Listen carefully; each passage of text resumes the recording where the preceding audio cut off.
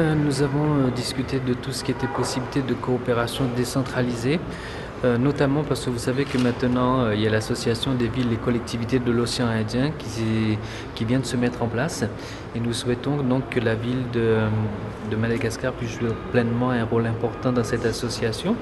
Ce qui a été aussi discuté, c'est le fait que l'association souhaiterait que Antananarive puisse accueillir l'Assemblée générale de la VCOI qui aurait lieu à la fin du mois de novembre, au début du mois de décembre, ici au sein de cette ville, parce que c'est là où avait commencé la VCOI en 1990 et donc ça serait un redémarrage pour l'association cette année. Alors, il faut savoir que la VCOI est devenue un porte-voix pour les collectivités locales de l'océan Indien, de toutes les villes de l'océan Indien.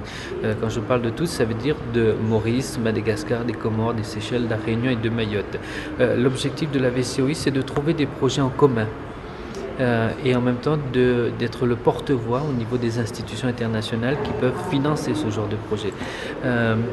C'est à Madagascar de nous dire ce qu'elle souhaite bénéficier comme projet et à qui cela pourrait directement contribuer.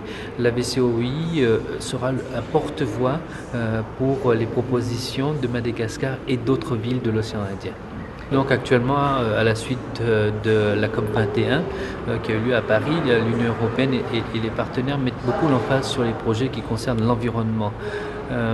Et c'est un petit peu dans ces domaines-là, l'environnement, les énergies renouvelables, les érosions, comment à travers des projets qui sont liés à l'environnement, on peut directement toucher nos concitoyens dans la vie de tous les jours. Ce sont un petit peu ces axes de projets que la VCOI essaie de défendre au niveau des instances de l'Union européenne.